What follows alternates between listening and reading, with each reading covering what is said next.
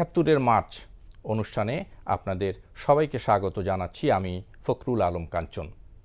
আমাদের এই বিশেষ আয়োজনে আজকের অতিথি অবসরপ্রাপ্ত মেজর রফিকুল ইসলাম বীর উত্তম, যিনি ৭১-এর মুক্তিযুদ্ধে সম্মুখ সারিতে ছিলেন ১ নম্বর সেক্টরের কমান্ডার। ৯০-এর স্বৈরাচার এরশাদ পতনের পর গঠিত তত্ত্বাবধায়ক সরকারের উপদেষ্টা এবং ৯৬-এর আওয়ামী লীগের রাজনীতিতে যোগ দিয়ে হয়েছিলেন সংসদ সদস্য এবং স্বরাষ্ট্রমন্ত্রী। ২০০৮ সালেও নির্বাচিত হয়ে মুক্তিযুদ্ধ বিষয়ক মন্ত্রণালয়ের সংসদীয় স্থায়ী কমিটির সভাপতি হিসাবে দায়িত্ব পালন করেছেন। আরও অনেক দায়িত্বের সাথে যুক্ত থেকে নিজের দক্ষতা প্রমাণ করেছেন জনাব রফিকুল ইসলাম। আপনাকে স্বাগত জানাচ্ছি এনটিভিতে। ধন্যবাদ। আপনি ছিলেন বীর মুক্তিযোদ্ধা, ছিলেন ১ নং সেক্টরের সেক্টর কমান্ডার। আপনি যুদ্ধ করেছেন এবং আপনার সহযোদ্ধাদের সাথে নিয়ে যুদ্ধ করিয়েছেন। আমরা আলোচনায় যাব, কিন্তু তার আগে ৭১-এর মার্চের কথাটা একটু শুনি, এরপরে আমরা বিস্তারিত আলোচনা যাব। ওকে। ৭১-এর মার্চ মাসের ৩ তারিখে জাতীয় সংসদের, পাকিস্তানের জাতীয় সংসদের অধিবেশন বসার ঘোষণা দিয়েছিল তৎকালীন পাকিস্তানের সামরিক জান্তা এবং president martial law administrator general Yahya Khan. কারণ ৯০-এর যে নির্বাচন হয়েছিল সেই নির্বাচনে আওয়ামী লীগ, জাতীয় জনক বঙ্গবন্ধু শেখ মুজিবের নেতৃত্বে আওয়ামী লীগ পূর্বাঞ্চলে ১৬৯টা আসনের মধ্যে ১৬৭ আসনে জয়লাভ করে। আওয়ামী লীগ তার আগেই কিন্তু ৬ দফা দাবি দিয়েছিল। তারপরে সেই ৬ দফা দাবিটাকে নস্যাৎ করার জন্য পাকিস্তানিরা চক্রান্ত করে আগরতলা ষড়যন্ত্র নামে একটা মামলা করে, সে মামলার প্রথম দিকে কিছু সামরিক অফিসারকে যুক্ত করলেও পরবর্তীতে তারা রাজনৈতিকভাবে বঙ্গবন্ধু শেখ মুজিবকেও জড়িয়ে ফেলে। তারপরে বড় ধরনের এখানে গণ অভ্যুত্থানের মতো ঘটে। ৬৯-এ তারা বাধ্য হয় সেই মামলা প্রত্যাহার করতে। তারপর ৭০-এর নির্বাচনের ঠিক আগে দিয়েই এখানে একটা প্রলয়ঙ্করী ঘূর্ণিঝড় ঘটে। এটা নভেম্বর মাস সেটা। সেই ঘূর্ণিঝড় যখন প্রায় ১০ লক্ষ মানুষ সাইক্লোন এবং টাইডাল বোরে প্রাণ হারায়, অনেক মানুষ ২ দিন ৩ দিন বঙ্গোপসাগরে ভাসছিলেন, বেঁচে ছিলেন। একটু কেউ যদি উদ্ধার করত তাহলে ওরা বাঁচত। কিন্তু পাকিস্তানের সেনাবাহিনীর কাছে হেলিকপ্টার ছিল, বিমান বাহিনীর ছিল, তাদের যুদ্ধ জাহাজগুলো ছিল, সব অলস বসে থাকে। ওরা একটু চেষ্টা করলেই বহু মানুষকে রক্ষা করতে পারত। সংখ্যা আমি বলতে পারবো না, কিন্তু অনেককে রক্ষা করতে পারত। এটা বাংলাদেশের তৎকালীন পূর্ব পাকিস্তান বাঙালির মনে গভীর রেখাপাত করে যে একটা জিনিস উপলব্ধি হয় যে পাকিস্তানিরা আমাদেরকে ভালোবাসে না, আমাদেরকে চায় না, তারা প্রচণ্ডভাবে ঘৃণা করে। তা নাহলে এমন দুর্যোগের মুহূর্তে একটু সহায়তা আসতো না, সান্ত্বনাসূচক কোনো বাণী আসেনি। এমনকি ইয়াহিয়া খান চায়না থেকে ফেরত চলে গেলেন পাকিস্তানে, বাংলাদেশ তৎকালীন ইস্ট পাকিস্তান এই মানুষের দুর্ভোগ দেখতেও আসলেন না। ওইটার প্রেক্ষিতে যখন আমরা চিন্তা করে ভাববো, দেখা যাবে যে ওটারই একটা বিরাট প্রভাব পড়েছিল। একে তো আগরতলা ষড়যন্ত্র মামলা মিথ্যা এবং ৬৯-এর গণ অভ্যুত্থানে সেটা প্রত্যাহার, পাশাপাশি সাইক্লোনে পাকিস্তানিদের ভূমিকা। আর এর আগেও বিভিন্ন সময় দেখা গেছে যখনই বাঙালি ক্ষমতার কাছে যাওয়ার চেষ্টা করেছে, সামরিক জান্তা সেটাকে চক্রান্ত করে নস্যাৎ করেছে। পশ্চিম পাকিস্তানের সামরিক জান্তা কখনোই চায়নি, বা পলিটিক্যাল লিডাররাও, যে কোনো মতে যেন পূর্ব পাকিস্তানের ক্ষমতা, শাসনভার বাঙালিদের হাতে না যায়, এবং সবসময় তারা এই চক্রান্ত করেই একটা দাবিয়ে রাখার একটা সবসময় এটা ছিল। এবং এটা ৫২-র ভাষা আন্দোলন বলেন, ৬২-র ছাত্র আন্দোলন, শরীফ কমিশন অর্থাৎ পরবর্তী হামিদ কমিশন, হামিদুর রহমান, সেই আন্দোলনে আমিও জড়িয়েছিলাম ছাত্র বিশ্ববিদ্যালয়ের ছাত্র হিসাবে।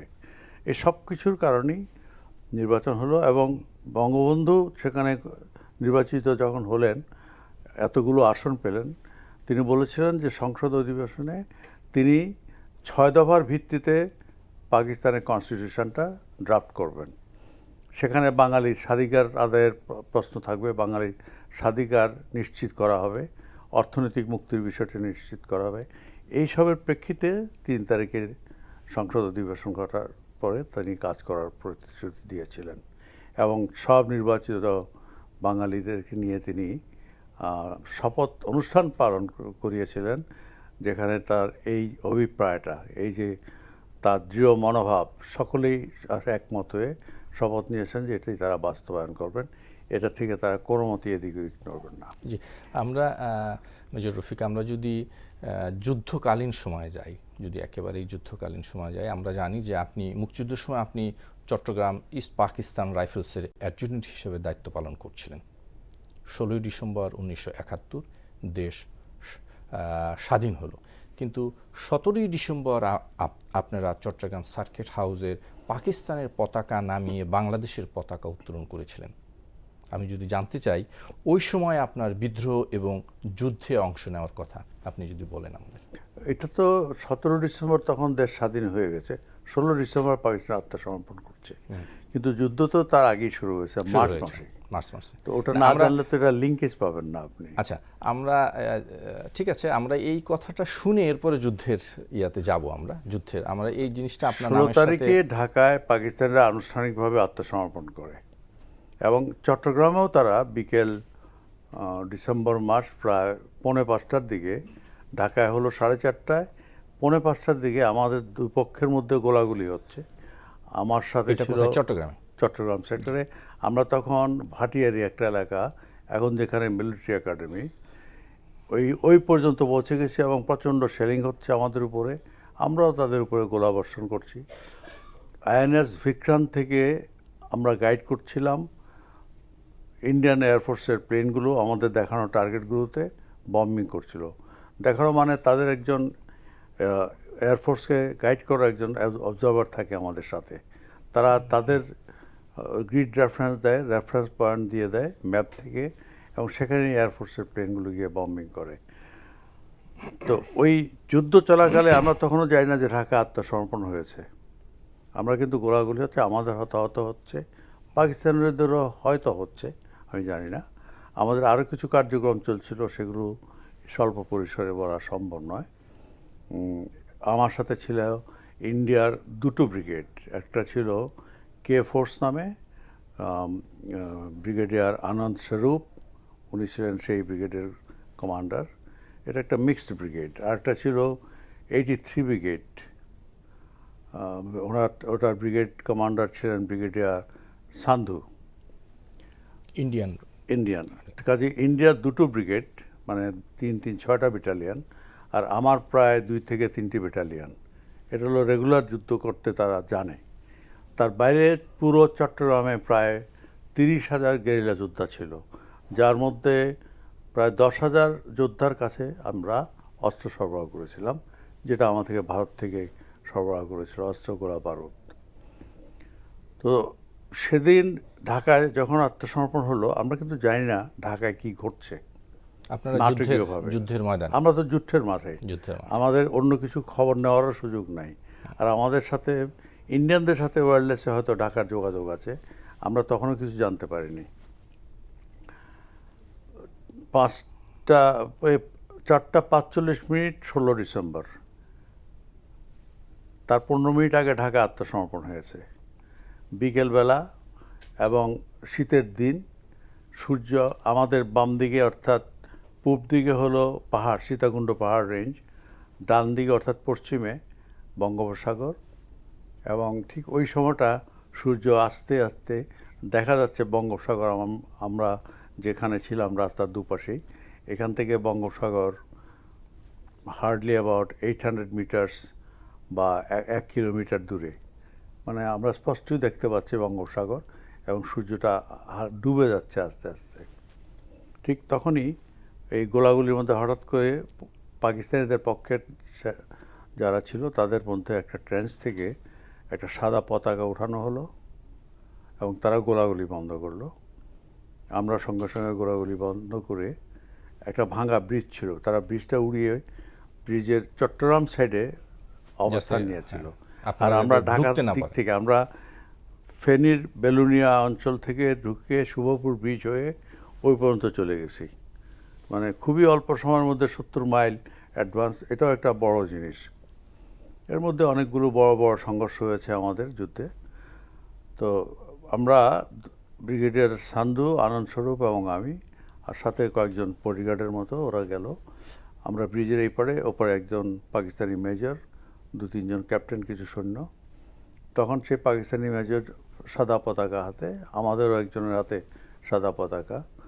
মেজর তখন আমাদেরকে বলল, ওকে আমি চিনি না, নামও জানি না, বলল যে আমরা ঢাকা থেকে এই মাত্র ইনস্ট্রাকশন পেয়েছি চট্টগ্রামে, এবং সাথে সাথে আমাকে জানানো হয়েছে যে ঢাকায় সারেন্ডার করা হয়ে গেছে, আমরাও আত্মসমর্পণ করতে চাই। তো 16ই ডিসেম্বরেই কিন্তু তারা আমাদের কাছে চট্টগ্রামও আত্মসমর্পণ করে, কিন্তু তখন সন্ধ্যা হয়ে গেছে। তো আমি, আনন্দ স্বরূপ এবং সান্ধু, আমরা একসাথে আলোচনা করলাম যে রাতের বেলা আমরা যদি শহরে প্রবেশ করি, এরা ফ্রন্টের যারা আছেন তারা হয়তো খবর পেয়েছেন, কিন্তু পেছনে শহরে বিভিন্ন জায়গায় বিক্ষিপ্ত তাদের লোক থাকতে পারে, স্নাইপার থাকতে পারে, কিছু খারাপ লোকজন থাকতে পারে, যারা অকস্মাৎ আমাদের উপরে গুলি বর্ষণ করতে পারে। তো এই মুহূর্তে রাতের অন্ধকারে এই ঝুঁকি নেওয়া ঠিক হবে না। আমরা তখন তাদেরকে বললাম যে ঠিক আছে, তোমরা আত্মসমর্পণ করছো, ভালো, আমরা অস্ত্রবিরতি, গোলাগুলি বন্ধ, অস্ত্রবিরতি, আমরা কালকে সকালে আনুষ্ঠানিকভাবে তোমাদের আত্মসমর্পণটা গ্রহণ করব। তারপর সেটা সিদ্ধান্ত নিয়ে তারা তখন চলে গেল। আমি এই ফাঁকেই আমার একটা ব্যাটালিয়নকে বললাম, তোমরা রাত্রে সন্ধ্যার সময় ওই যে ব্রিজ তো নাই, ওখানে পানির খালের ভেতর দিয়ে অপর পাড়ে গিয়ে হেঁটে শহরে 6 কিলোমিটার, খুব একটা বেশি দূরত্ব নয়। বললাম তোমরা চলে যাও এবং শহরের মেইন জায়গাগুলো নিয়ন্ত্রণে নিয়ে হলো। এবং আমি বললাম আমি সার্কিট হাউসে গিয়ে সেখানেই আনুষ্ঠানিকভাবে আমাদের পতাকা উত্তোলন করব, কারণ জনগণ তো আর সব ক্যান্টনমেন্টে যেতে পারবে না।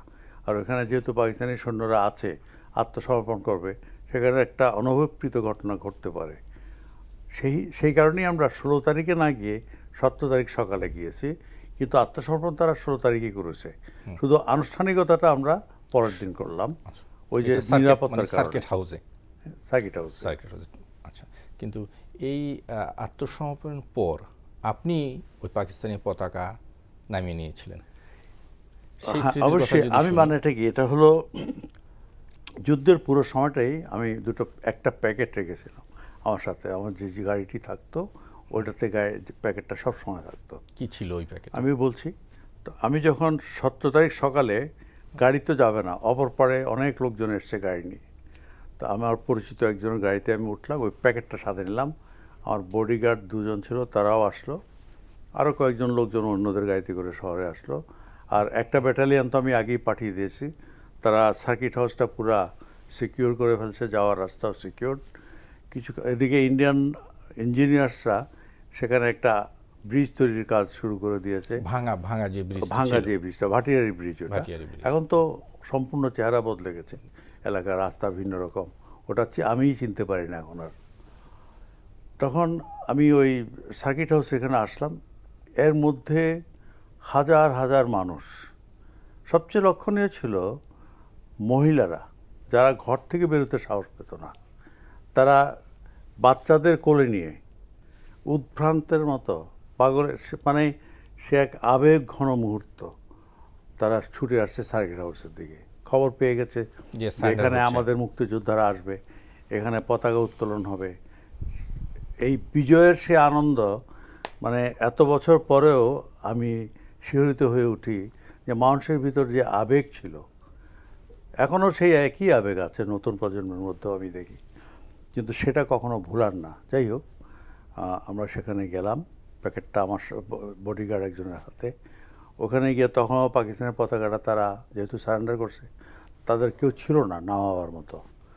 তো আমি একটা কিশোর ছেলেকে ডাকলাম, 10-11 বছর, ভিড়ের মধ্যে থেকে, গরিবের ছেলে মনে হলো। পতাকাটা আমি নামালাম, তাকে বললাম তুমি এটা খোলো। ও নিজেই খুলে সে এটা একদম ছিঁড়ে ফেলে দিল। তারপরে প্যাকেটটা খুললাম, ওখানে ছিল বাংলাদেশের পতাকাটা রাখা। এটা আমি ওই ফ্ল্যাগ পোস্টের যে রোপটা, ওটার মধ্যে বেঁধে দিলাম, দিয়ে বললাম তুমি পতাকাটা উত্তোলন করো। ওই বাচ্চা ওই বাচ্চাকে দিয়ে তোলালাম, এটা একটা হ্যাঁ। কারণ আছে এই জন্য যে আমি একটা মেসেজ রাখতে চেয়েছিলাম সেদিন এবং ভবিষ্যৎ প্রজন্মের জন্য, যতদিন এই দেশ থাকবে ততদিনের জন্য, যে আমরা যুদ্ধ করে দেশ স্বাধীন করেছি যাদের জন্য, তাদেরকে দিয়ে এই পতাকা উত্তোলন করা হলো। আগামী প্রজন্মের জন্য। আগামী প্রজন্মের দায়িত্ব হবে এই পতাকাকে ধরে রাখা।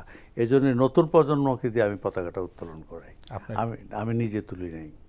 আপনার কি স্মরণ আছে এই এই ছোট্ট সেই সৌভাগ্যবান শিশুটি কে ছিল পরবর্তীতে, বা কোনো সময় কি আপনি তার না, আমরা আর পরিচয়? খোঁজ পাইনি। হাজার হাজার মানুষের ভিড়, তারপরে এত দ্রুত ঘটনার প্রবাহ পরিবর্তন হতে থাকলো যে এর খোঁজও আমি নিতে পারিনি।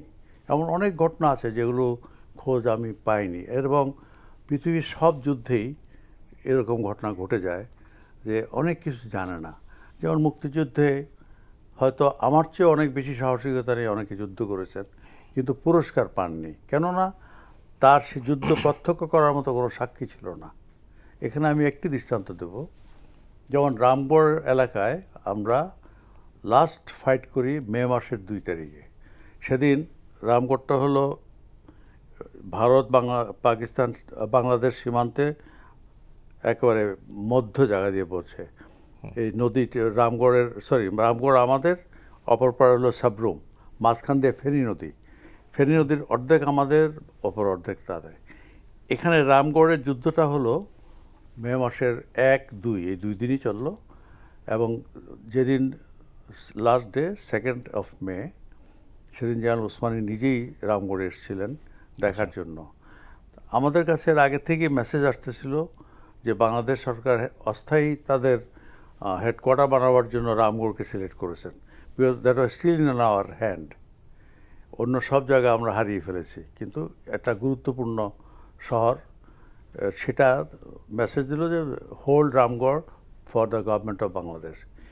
কিন্তু এই মেসেজটা আমরা যখন পেয়েছি, বাই দ্যাট টাইম রামগড়ের প্রায় সব দিক দিয়েই এক্সেপ্ট দ্য রিভার সাইড পাকিস্তানের অনেক দূর অ্যাডভান্স করছে।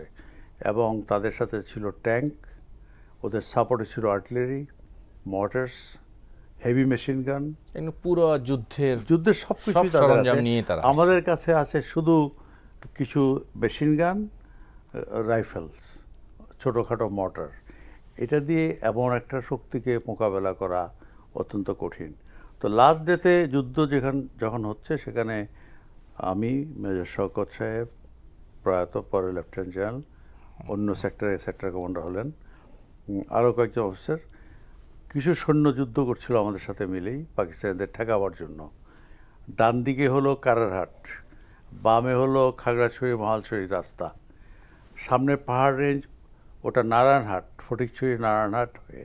কাজে 3 দিক থেকে তারা অ্যাডভান্স করে, এবং তাদের সাপোর্টে হোল ডে পাকিস্তান এয়ারফোর্সের সেবার জেটগুলো আমাদের উপর আক্রমণ পরিচালনা করছে। এই অবস্থায় আমাদের বেশ হতাহত হয়।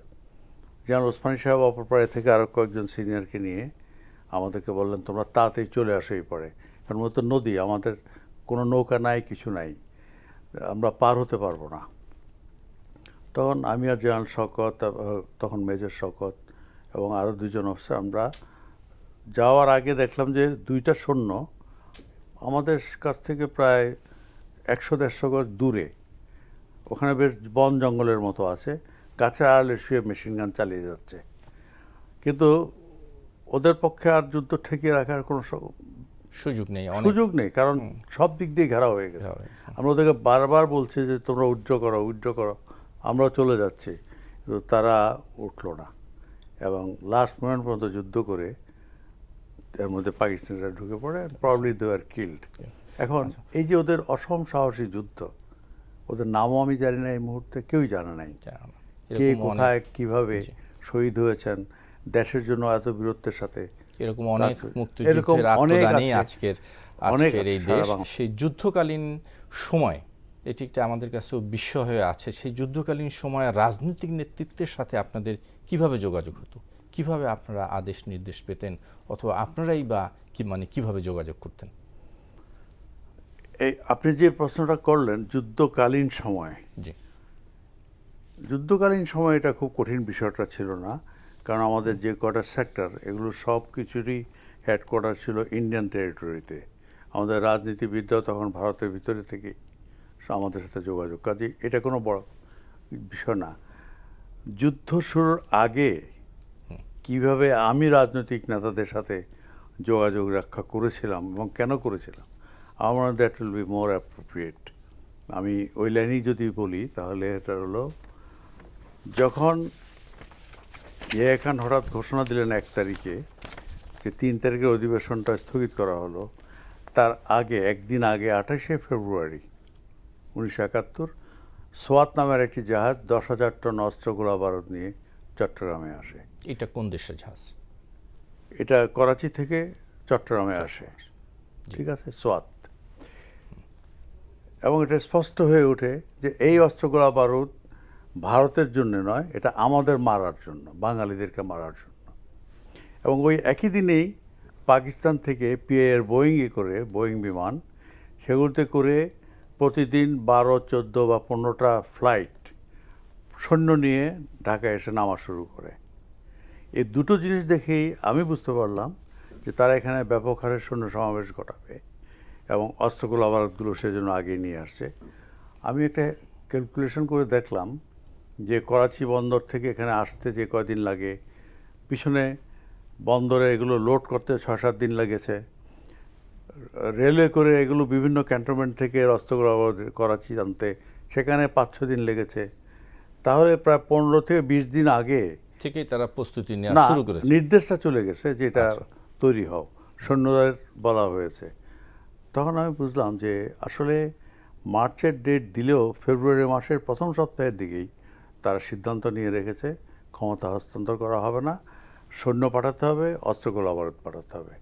যখন ফার্স্ট ব্যাচটা এসে গেল তখন তারা এই ঘোষণাটা দিল যে এটা স্থগিত করা হলো মার্চের। এটা এখন বাঙালিরা যে এতভাবে রিয়্যাক্ট করবে, এমন প্রচণ্ডভাবে বিক্ষুব্ধ হয়ে উঠবে, সেটা পাকিস্তানের সামরিক জান্তা কখনো ধারণাও করতে পারে নাই। আমরাও এতটা ধারণা করিনি যে সমস্ত জাতি একসাথে বিক্ষুব্ধ হয়ে, মানে একটা আগ্নেয়গিরির মতো বিস্ফোরণ ঘটে গেল পুরো বাংলাদেশে। নারী, পুরুষ, শিশু সবাই বিক্ষুব্ধ হয়ে বেরিয়ে আসলো। এবং ঢাকা স্টেডিয়ামে বোধহয় একটা ক্রিকেট ম্যাচ চলছিল, পাকিস্তান সেটা আর নিউজিল্যান্ড থেকে সম্ভবত। বেরিয়ে, হ্যাঁ, সেটা থেকে জনগণ বেরিয়ে এসে বিক্ষোভ মিছিল শুরু করে, রাজপথ অবরোধ হয়ে যায়। বঙ্গবন্ধু শেখ মুজিব তখন বোধহয় পূর্বাণীতে একটা কনফারেন্স করছিলেন, তিনি খবর পেয়ে তিনি বেরিয়ে আসলেন এবং ডিক্লেয়ার করলেন যে 2 তারিখ ঢাকায় এবং 3 তারিখ সারা দেশে হরতাল এবং বিক্ষোভ মিছিল হবে। তো এখানে আমি খুব কাটছাট করতে চাই, জি। এই যে শুরু হলো বিক্ষোভ এবং এবং তিনি আরও বললেন মার্চের 7 তারিখ ঢাকার রেসকোর্স ময়দান, তখন এখন সোহরাওয়ার্দী উদ্যান, এখানে এক বিশাল জনসমাবেশে তিনি পরবর্তী কর্মসূচি ঘোষণা করবেন। এর মধ্যে চট্টগ্রামে কিছু ঘটনার প্রেক্ষিতে আমি দেখলাম যে তারা বেশ কিছু বাঙালিদেরকে তারা হত্যা করে চট্টগ্রামে, যারা মিছিল করে শহরের দিকে আসছিল, এবং তাদের উপরে গুলি বর্ষণ হয়। দেখা গেল পাকিস্তান সেনাবাহিনীর বেলুচ রেজিমেন্টের সৈন্যরা বেসামরিক পোশাকে অবাঙালিদের সাথে অবস্থান করছিল ওয়্যারলেস কলোনি। চট্টগ্রাম শহরে একটা রেলের একটা কলোনি আছে ওয়্যারলেস কলোনি, সেখানে প্রায় 70 থেকে 80 ভাগই অবাঙালি। এরা এবং পাকিস্তানি সৈন্যের একটা অংশ পশ্চিমা, এই সৈন্যরাই, বেলুচ রেজিমেন্টের সৈন্যরা সেনাবাহিনীর অস্ত্রগুলো দিয়ে বাঙালিদের মিছিলে আক্রমণ পরিচালনা করায়। অবাঙালিদের হাতে অস্ত্র দিয়ে নাকি না? না, তারাই তারাই অবাঙালিদের সাথে সিভিল ড্রেসে সিভিল আসলো। ড্রেসে। তখন আমি চিন্তা করলাম যে যে গুলিগুলো পাওয়া গেল শরীরে, আমরা ডাক্তারদের থেকে খবর না, আমি একটা দেখলাম, এটা হলো 7.62 রাইফেলের গুলি, সবগুলো একই ধরনের। এই 7.62 তখন শুধু পাকিস্তান আর্মির কাছে ছিল, আর তৎকালীন ইপিআর, পরবর্তীতে যে বিজিবি, আমি তো তখন ইপিআরের সেক্টর অ্যাডজুটেন্ট, আমাদেরকে মাত্র সরবরাহ করা হয়েছে কিছু রেজিমেন্টকে, কিছু ইউনিটকে আমরা দিয়েছি, বাকিগুলি তখনও দিতে পারেনি, কারণ এদেরকে আবার এটা দেওয়ার পরে ফায়ারিং রেঞ্জে নিয়ে প্র্যাকটিস করাতে হবে। তখন আমি বুঝতে পারলাম যে বেলুচ রেজিমেন্টের সৈন্যরা উপরের নির্দেশ না পেলে এখানে সেইভাবে গুলি করতে সাহস পেত না, অস্ত্র নিয়ে আসা তো প্রশ্নই ওঠে না। তাহলে এই নির্দেশ তার কমান্ডিং অফিসার দেয়নি, ওনার সে সাহস নাই, সে ক্ষমতা নাই। উনি নিশ্চয়ই আরও উপর থেকে নির্দেশ পেয়েছেন, হয়তো ঢাকার জিওসি যিনি, তিনিও এই সাহস দিতে, এই ধরনের নির্দেশ দিতে সাহস পাবেন না যদি না পাকিস্তান সরকারের সর্বোচ্চ পর্যায়ে অর্থাৎ ইয়াহিয়া এবং তার যে main military base senior generals তারা যদি এটা অর্ডার না দিয়ে থাকে তাহলে এটা কেউ করতে পারবে না। তখনই আমি সিদ্ধান্ত নিলাম, আমি বুঝলাম যে তারা একটা গণহত্যা করবে এবং আমাকেও প্রস্তুত হতে হবে। তখনই আমি দুটো কাজ করলাম। একটা হচ্ছে আমার ইপিআরের যে বিশ্বস্ত বাঙালি, ইপিআরে তখন শতকরা ৮০ ভাগই বাঙালি সৈনিক, কিন্তু অফিসার শতকরা ১০ জনও না। তার মধ্যে আপনিও ছিলেন। আমি একজন, আর একজন ছিল ক্যাপ্টেন হারুন, তারপর একজন ছিল মেজর শামসুদ্দিন। তো আমি আমার পরিকল্পনাটা করলাম, হারুন ছিল কাপ্তাইতে, পরে মেজর জেনারেল। আমি আমার প্ল্যান করলাম যে শহরটা দখল করব এবং ইপিআরের অবাঙালিদেরকে আমরা বন্দি এবং প্রয়োজনে ধ্বংস করে ফেলব। কিন্তু এই কাজ করে শহর দখল করলাম, দখল করে তো রাখতে পারবো না, আমার তো জনগণের সহায়তা লাগবে, পৃথিবীর সব দেশেই এটা লাগে। তখন আমাদের কী করতে হবে, আমি সিদ্ধান্ত নিলাম যে আমি রাজনৈতিক নেতাদের সাথে যোগাযোগ করব। তো আমার একজন পরিচিত আওয়ামী লীগ নেতা ছিলেন ডক্টর জাফর, চক্ষু বিশারদ। আমি তাকে ফোন করলাম, উনি আসলেন, ওনাকে আমি সব বললাম যে আপনি আমার সাথে আওয়ামী লীগের নেতাদের একটা বৈঠক ব্যবস্থা করেন। পরের দিনই উনি ৪ তারিখে আওয়ামী লীগের নেতা তৎকালীন আমার সিদ্দিকী, পরে একে খান সাহেব ছিলেন এবং হান্নান সাহেব আওয়ামী লীগের জেনারেল সেক্রেটারি, এই ৩-৪ জনকে নিয়ে একে খান সাহেবের বাসায় একটা গোপন বৈঠক করি আমি রাত্রি প্রায় ১টার দিকে। আমার বাসা ছিল শহরের সারসান রোডে, এখানে একটা পাহাড়ের ঢালে আমার বাসা।